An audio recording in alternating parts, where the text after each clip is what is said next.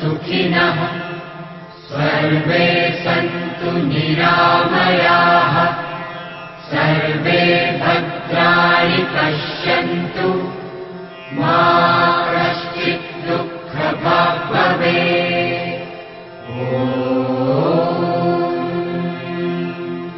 असतो मा सद्गमय तमसो मा ज्योतिर्गमय मृत्योर्मा अमृतं गमय।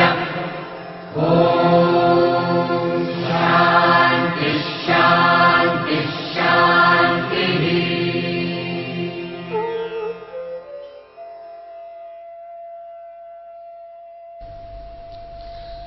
आगे की ओर झुकने वाले आसन। सामान्य रूप से आगे झुकना एक बिना प्रयास के होने वाली क्रिया है, जिसमें गुरुत्वाकर्षण का उपयोग उन पेशीय समूहों में खिंचाव लाने के लिए किया जाता है जिन पर हम ध्यान केंद्रित करते हैं। जहां पीछे झुकने पर शरीर गुरुत्वाकर्षण के घेरे के बाहर जाता है, वहीं आगे झुकने वाले आसन गुरुत्वाकर्षण का उपयोग तनाव एवं दर्द को कम करने के लिए करते हैं। यह अंतर्मुखी होने की प्रक्रिया है जो पीछे झुकने से आने वाली बहिर्मुखता और गत्यात्मक फैलाव के लिए प्रतिसंतुलन कारक है। श्वास छोड़ते और वक्ष को संकुचित करते हुए आगे झुकने से विश्राम की अवस्था आती है। आगे झुकने वाले आसन पीठ को शिथिल करते हैं, अच्छा स्वास्थ्य बनाए रखते हैं और प्राण शक्ति को बढ़ाते हैं। ये अभ्यास मेरुदंड को उसकी स्वाभाविक वक्राकार स्थिति में ले आते हैं, ठीक वैसा ही जैसा आकार गर्भ में होता है। आगे झुकने वाले आसन करते समय प्रत्येक कशेरुका अलग अलग होती है, जिससे तंत्रिकाएं उद्दीप्त होती हैं और मेरुदंड में रक्त संचार सुधरता है तथा मेरुदंड को पोषण प्राप्त होता है। इसके सामान्यतः शरीर के अंगों पर सकारात्मक प्रभाव पड़ता है, विशेष रूप से मस्तिष्क पर। आसनों का यह समूह पीठ की मांसपेशियों को लचीला एवं सबल बनाने के लिए भी अत्यंत महत्वपूर्ण है। इनसे यकृत, गुर्दे, अग्न्याशय तथा आंतों के साथ साथ उदर के सभी अंगों पर दबाव पड़ता है, उनकी मालिश होती है और पैरों की मांसपेशियों और स्नायुओं में भी खिंचाव उत्पन्न होता है। इस प्रकार से हमें आगे की ओर झुक करके किए जाने वाले आसनों का अभ्यास निरंतर करते रहना चाहिए। आइए आगे की ओर झुक करके किए जाने वाले आसन को हम करें। पश्चिमोत्तानासन।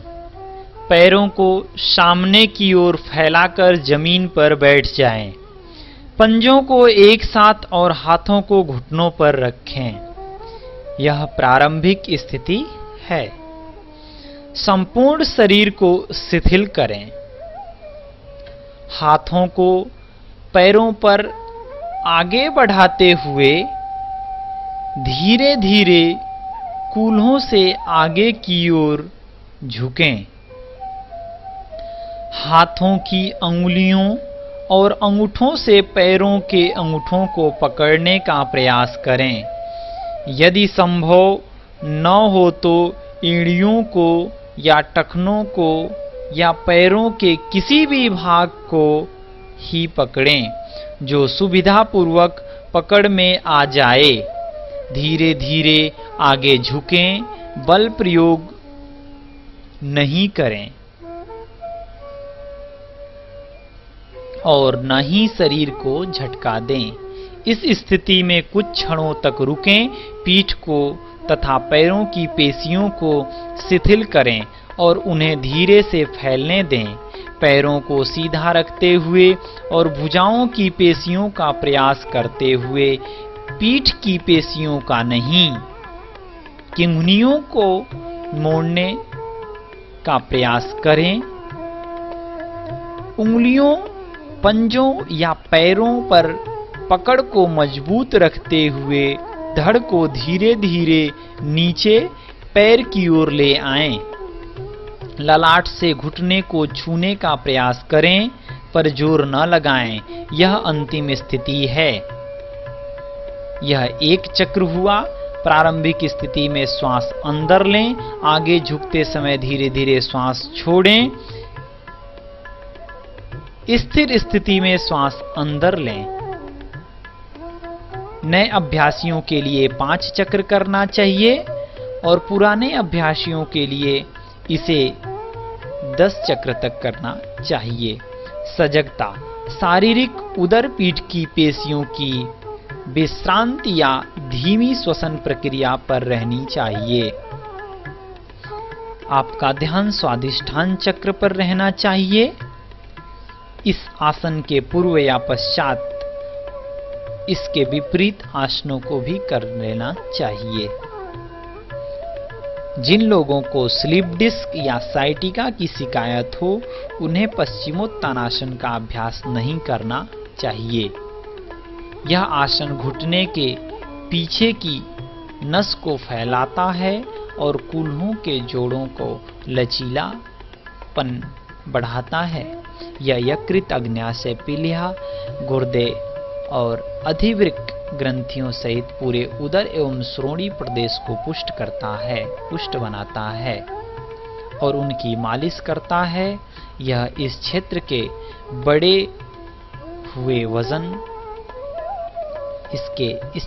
बढ़े हुए वजन में कमी लाता है। हमारे पेट की चर्बी बढ़ी हुई हो उसको भी कम करता है। यह पश्चिमोत्तानासन मूत्र प्रजनन प्रणाली की विभिन्न प्रकार की शिकायतों को दूर करता है। यह मेरुदंड की तंत्रिकाओं और मांसपेशियों में रक्त संचार बढ़ाता है। मासिक धर्म की गड़बड़ियों, सुस्त यकृत, मधुमेह, कोलाइटिस, गुर्दे की बीमारी, श्वसन नली के शोथ, इस्नोफिलिया ऐसे विभिन्न प्रकार की परेशानियों को खत्म करता है। पश्चिमोत्तानासन हमारे शरीर के लिए बहुत ही लाभदायक है। खास करके यह पाचन उदर समूह को सबसे ज्यादा प्रभाव देता है। साथ में ही जंघें, पिंडलियां, आपके टखने, आपके छाती के इन सब पर इसका विशेष प्रभाव पड़ता है। पश्चिमोत्तानासन से हमारे शरीर की अंदर स्फूर्ति, हमारे शरीर में लचीलापन और आगे की तरफ ज्यादा से ज्यादा झुक करके हम कार्यों को सही तरीके से भी कर सकते हैं। वापस रिलैक्स और सामान्य हो। आइए अगले अभ्यास के लिए तैयार होंगे। गत्यात्मक पश्चिमोत्तानासन। पीठ के बल लेट जाएं, दोनों पंजे एक साथ रहें। भुजाओं को सिर के ऊपर उठाएं और उन्हें जमीन पर रख दें। हथेलियां ऊपर की ओर रहें। यह प्रारंभिक स्थिति है। संपूर्ण शरीर को शिथिल करें। धड़ को ऊपर उठाते हुए सीधा बैठ जाएं। भुजाएं सीधी सिर के ऊपर रहें और मेरुदंड सीधा रहे। पश्चिमोत्तानासन में सहजता से आगे झुकें। अंतिम स्थिति में थोड़े समय के लिए रुकें। बैठने की स्थिति में वापस आएं। भुजाएं सीधी सिर के ऊपर रहें।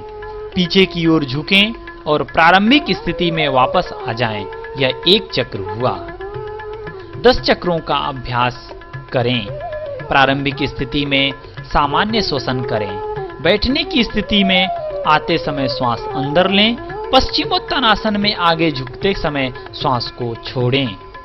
बैठने की स्थिति में ऊपर आते समय श्वास को लें। प्रारंभिक स्थिति में लौटते समय श्वास बाहर छोड़ें। सजगता,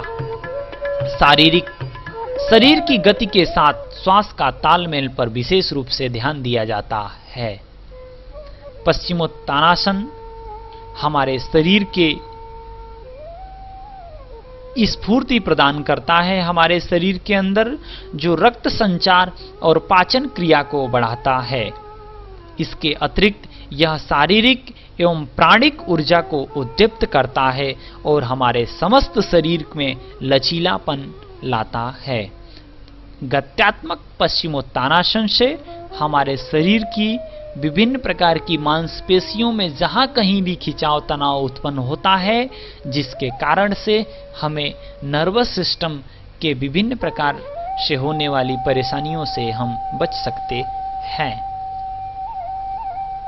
वापस रिलैक्स और सामान्य होंगे, पुनः अगले अभ्यास के लिए तैयार होंगे। अगला अभ्यास पाद प्रसार पश्चिमोत्तानासन। दोनों पैरों को जितना फैला सकें फैला कर बैठ जाएं। पीठ के पीछे अंगुलियों को आपस में फंसाएं। यह प्रारंभिक स्थिति है।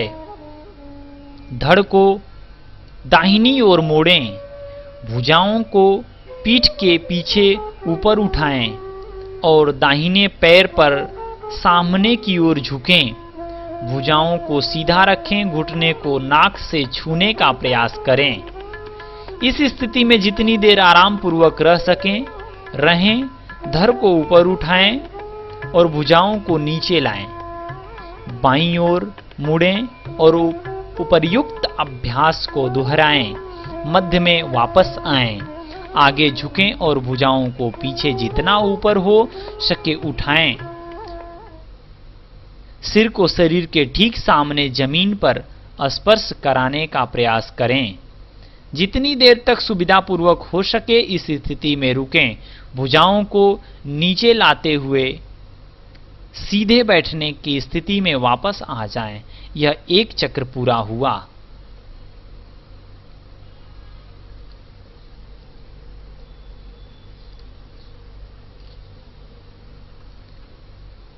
तीन से 5 चक्र का इस अभ्यास को हम कर सकते हैं।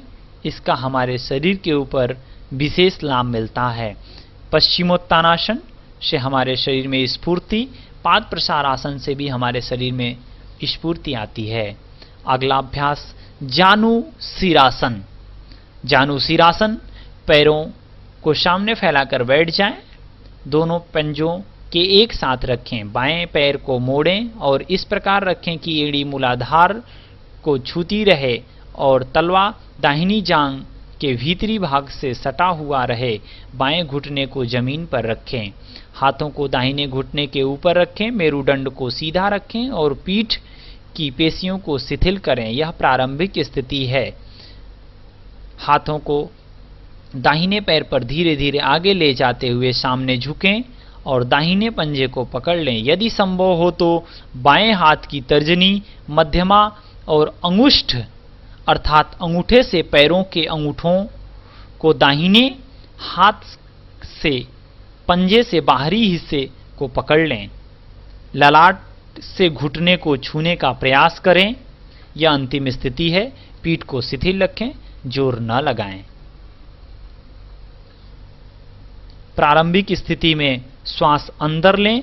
आगे झुकते समय श्वास बाहर छोड़ें।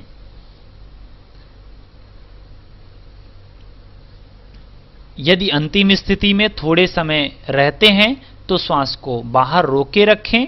यदि इस स्थिति में लंबे समय तक रहते हो तो श्वास सामान्य करें। प्रारंभिक स्थिति में लौटते समय श्वास को लें। मूलतः इस आसन से लाभ पश्चिमोत्तानासन के समान ही लाभ मिलता है।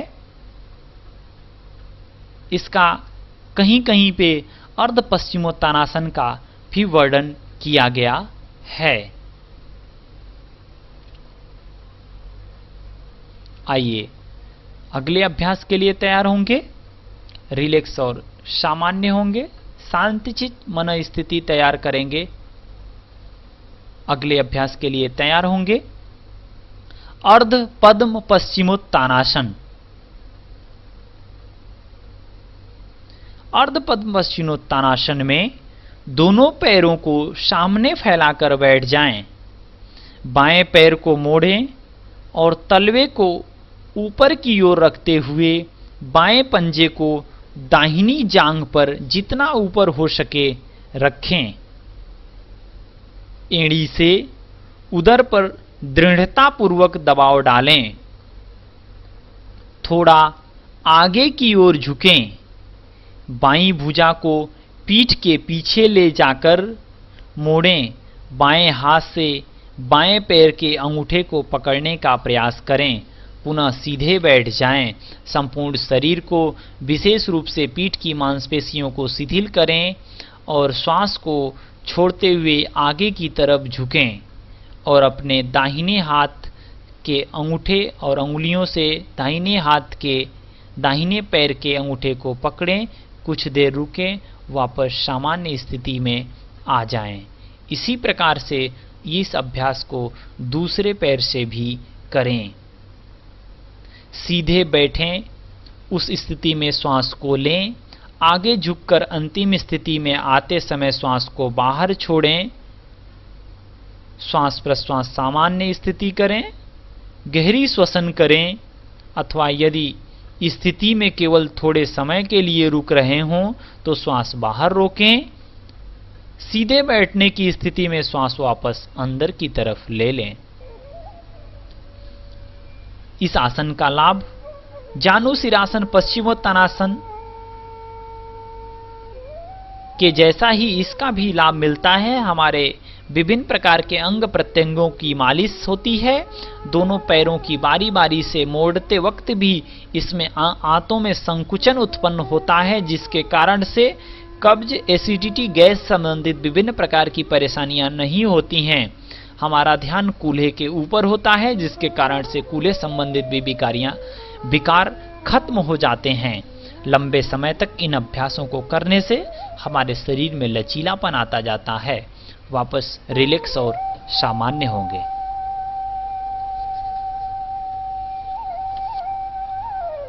पादहस्तासन। खड़े हो जाएं, हाथों को बगल में और मेरुदंड को सीधा रखते हुए दोनों पंजों को एक साथ रखें। शरीर को शिथिल करें, यह प्रारंभिक स्थिति है। शरीर के भार को दोनों पंजों पर समान रूप से बांटें। धीरे धीरे आगे की ओर झुकें। पहले ठुड्डी को वक्ष की ओर ले जाते हुए सिर को झुकाएं, फिर कंधों को ढीला छोड़ते हुए वापस सामान्य स्थिति में आ जाएं। पुनः श्वास को छोड़ें, आगे की तरफ झुकें, अपने हाथों को जमीन से स्पर्श कराएं और अपने सिर को घुटने से स्पर्श कराएं। अपना घुटना मुड़ने न दें। प्रारंभिक स्थिति में श्वास अंदर लें, आगे झुकते समय श्वास छोड़ें। अंतिम स्थिति में धीमा और गहरा श्वास करें। प्रारंभिक स्थिति में लौटते समय श्वास लें। 3 से 5 चक्र तक इस अभ्यास को करें। जिन लोगों को पीठ में गंभीर शिकायत हो, साइटिका हो, हृदय रोग हो, हाई ब्लड प्रेशर हो, हार्निया को परेशानी हो, वह इस अभ्यास को न करें। यह आसन पाचन अंगों की मालिश कर उन्हें शक्ति प्रदान करता है। उदर, वायु, कब्ज और अजीर्ण को दूर करता है। मेरुदंड की समस्त तंत्रिकाओं को दीप्त करता है, सबलता बनाता है। इस प्रकार से हमारे शरीर में इसका एक विशेष लाभ मिलता है। मस्तिष्क में रक्त का संचार में वृद्धि कराता है। वापस रिलैक्स और सामान्य होंगे।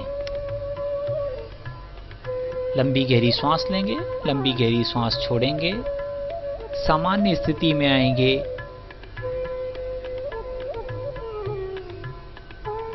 इस आसन से मिली हुई ऊर्जा अपने शरीर के अंदर समाहित होने का प्रयास करेंगे, जिससे हमारे विकार और रोग दूर होंगे। वापस इसमें गत्यात्मक रूप से भी यह किया जाता है। गत्यात्मक अवस्था में सीधे खड़े हो जाएं, दोनों पंजों को गति के श्वास को छोड़ते हुए आगे की तरफ झुकें, पुनः श्वास को लेते हुए सामान्य हों। इस प्रकार से इस अभ्यास का एक गत्यात्मक रूप भी होता है। इसे गत्यात्मक तरीके से भी किया जाता है, गति के द्वारा भी किया जाता है। शीर्ष अंगुष्ठ योगासन। आइए शीर्ष अंगुष्ठ योगासन के लिए तैयार हूं। दोनों पंजों के बीच में लगभग 1 मीटर की दूरी रखते हुए सीधे खड़े हो जाएं। हाथों को पीठ के पीछे ले जाकर अंगुलियों को आपस में फंसा लें। हथेलियों ऊपर की ओर रहें। भुजाओं को सीधा रखें, यह प्रारंभिक स्थिति है। धड़ को दाहिनी ओर मोड़ें और दाहिने पंजे को भी थोड़ा सा बाहर की ओर घुमाएं। कमर से आगे की ओर झुकें। भुजाओं से जितना संभव हो ऊपर उठाएं। सिर को नीचे लाकर दाहिने पंजे के भीतरी भाग से स्पर्श कराने का प्रयास करें। इस स्थिति में आने के लिए दाहिने घुटने को थोड़ा सा मोड़ें। जब सिर पंजे के समीप आ जाए तब कंधों को शिथिल करें। भुजाओं को सीधा रखें और उन्हें आगे की ओर झुकने दें। इस स्थिति में जितनी देर सुविधापूर्वक रह सकें रहें। धड़ को ऊपर उठाएं। भुजाओं को नीचे करें और शरीर को पुनः मध्य में लाएं। अब दूसरी ओर से अभ्यास को दोहराएं। यह 1 चक्र पूरा होता है। प्रारंभिक स्थिति में तथा मुड़ते समय श्वास को अंदर लें। आगे की ओर झुकते समय श्वास को छोड़ें। अंतिम स्थिति में रुकते समय श्वास को बाहर रोकें।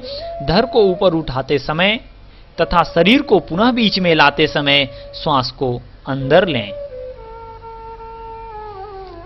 हृदय रोग, हाई ब्लड प्रेशर, पीठ की विभिन्न प्रकार की समस्याएं, slip disc, sciatica, cervical spondylitis ऐसे विभिन्न रोगी इस अभ्यास को न करें। यह आसन घुटने के पीछे की मांसपेशियों को तानता और मेरुदंड में खिंचाव तनाव उत्पन्न करता है, जिसका तंत्रिका तंत्र पे विशेष रूप से प्रभाव पड़ता है। हमारे पेट संबंधित समस्त विकारों को दूर करता है, कब्ज को दूर करता है, ऐसे विभिन्न प्रकार की परेशानियों को दूर करता है। शीर्ष अंगुष्ठ योगासन करने से हमारे पेट की एक्स्ट्रा चर्बी खत्म होती है, जिससे हमें मोटापा जैसी विभिन्न प्रकार की परेशानियों से भी निजात मिलता है। यह कष्ट दूर होने लगता है। शीर्ष अंगुष्ठ योगासन। वापस रिलैक्स और सामान्य होंगे। लंबी गहरी सांस लेंगे, लंबी गहरी सांस छोड़ेंगे। यह आगे की ओर झुक करके किए जाने वाले आसन पूरे हमने किए।